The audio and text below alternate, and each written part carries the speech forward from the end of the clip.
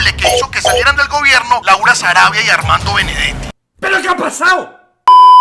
Sí. Quisieran Vicky Dávila y Miguel Polo Polo que ese fuera mi análisis.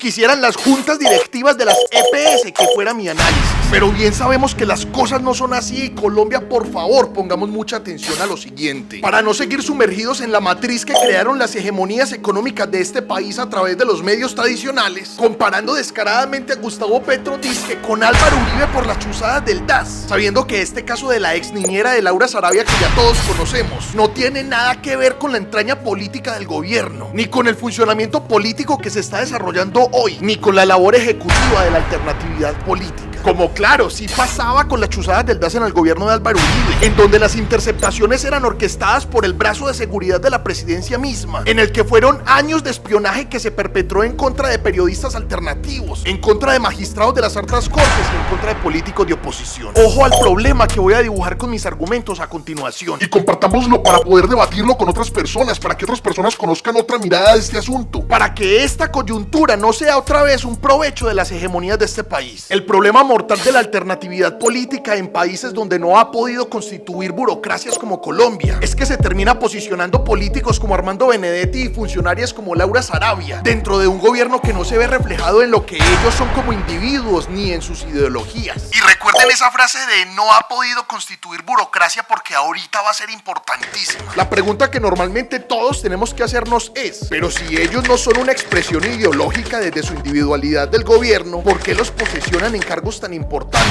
Vamos a dar respuesta a eso. Los personajes principales de esta novela que expresa un drama de aparentes pujas de poder y traición. Ya lo tenemos claro, son dos personas que no hacen parte de la base ideológica que constituye la columna de este gobierno y de la alternatividad política que representa. A ellos se llega en campaña y en el ejercicio ejecutivo, ¿pero por qué? Porque las fuerzas alternativas, para precisamente poder llegar al gobierno por primera vez en su historia, se vieron obligadas a hacer un pacto amplio en donde al menos convergieran defensas sobre lo fundamental. Si no hubiera existido un pacto que se permitiera a sí mismo aceptar a personas que no hicieran parte de la base ideológica de la alternatividad, todas las élites y los clanes políticos de este país lo que hubieran hecho era sencillamente arrasar en las elecciones, como ha pasado durante toda la historia, porque ellos sí se unen y ni siquiera en torno a una ideología o a intenciones de transformar el país como lo estamos conversando aquí, sino alrededor de sus intereses particulares que, puestos en práctica, vemos cómo han desangrado estas tierras durante décadas. Ahora sí, ¿se acuerdan de lo que les dije que retuvieran un ratico? Lo de constituir burocracias. Pues cuando digo que la alternatividad política no ha podido constituir burocracias, me refiero a que las personas académicamente formadas para estar en altos cargos normalmente no tienen formación política para concebir al país desde un punto de vista humano, 100% transparente, ni llevan consigo convicciones de transformación. Y pasa viceversa, muchas personas en la alternatividad tienen formación política de los territorios, tienen las convicciones, la transparencia, la humanidad y las fuerzas necesarias, pero no tienen formación académica por muchos motivos como la inaccesibilidad a la educación. O un tercer aspecto es el de la experiencia. A veces tienen los dos anteriores pero carecen de experiencia para ocupar cargos como precisamente la embajada de Venezuela o la jefatura del despacho. O sea,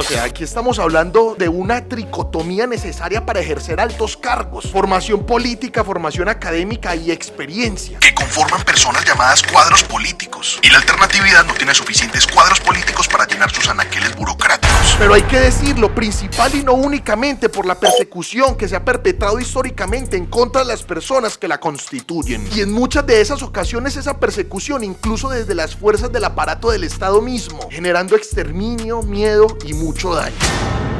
Entonces, a todas estas, después de tanta carreta, valía la pena hacer acuerdos con personas como Benedetti, a pesar de que personas como yo los hemos rechazado contundentemente en diferentes ocasiones por las malas prácticas que ostentan el plano político. Pues sí vale la pena. Y mirando de cerca el panorama electoral colombiano, no solo eso, sino que era necesario en las elecciones del 2022. Lo que hay que tener presente es que esa decisión puede tener implicaciones negativas, que hay que asumir con toda la firmeza y la transparencia en caso de que se presenten como hoy. Y pues me refiero a escándalos como el que estamos viviendo de la la novela de Laura Sarabia, su exniñera y Armando Benedetti. Es ahí donde se le tiene que medir la vara al gobierno entonces. La transparencia con la que afronta ese tipo de hechos que son unas implicaciones negativas, producto de una decisión que se tomó en medio de la política electoral. Y como pudimos ver, chao, salieron del gobierno. Como debía ser, y además ya se ordenó a las autoridades que hicieran sus respectivas investigaciones. Cuando un alto funcionario en los anteriores gobiernos había sido apartado de su cargo para garantizar una investigación judicial transparente, luego de haber sido salpicado por un escenario cuestionable. Iván Duque ni siquiera iba a hacer eso con Karen Abudinen, sino que la dejó defenderse todo lo que pudo con los recursos del Mintic a su servicio. Ni hablar de las decenas de funcionarios de Álvaro Uribe que sí tenían casos de corrupción que implicaban directamente el funcionamiento político de su gobierno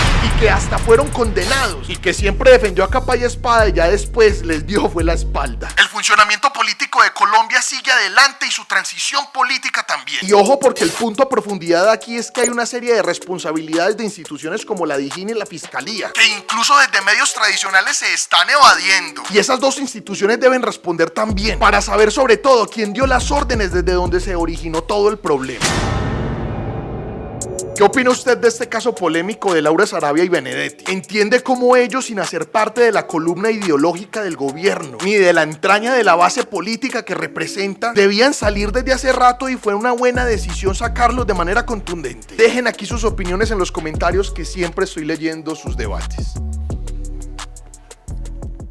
Bueno, si usted sigue viendo este video es porque definitivamente el tema le importa. Por eso le voy a hacer entonces una invitación personal. Yo soy Hernán Muriel, director y fundador del medio alternativo de comunicación Cofradía para el Cambio. Hombre, pues aunque nosotros no creamos, hoy estamos jugando un papel importante. Me refiero a todos a los que nos gusta la comunicación, las redes sociales, el mundo digital, etc. En la disputa ideológica colombiana. Anímese a hacer un video usted también, a contradecir este video que acabo de ver si quiere, a pelear con argumentos en eso en lo que usted cree. Infórmese bien, consulte otras fuentes, cite a algún autor, escuche e intente aprender de puntos de vista diferentes al suyo. Pero venga, cree contenido y compártalo. Etiquétenos en las historias de plataformas como Instagram si quiere, pues, para nosotros compartirlo. Todo eso con el fin de que contribuyamos a democratizar el panorama comunicacional de este país. Aportemos un granito de arena. Expresemos y expongamos nuestras perspectivas de país con argumentos, con respeto y, ojo, sobre todo con información verificada y real. No sabemos hasta dónde puede escalar lo que pensamos. Ojalá, por supuesto, detrás de ese pensamiento, y por eso es que hago el llamado, esté verdaderamente la intención de mejorar los contextos sociopolíticos de Colombia. Gracias por escuchar el mensaje y recuerde seguirnos en nuestras redes sociales.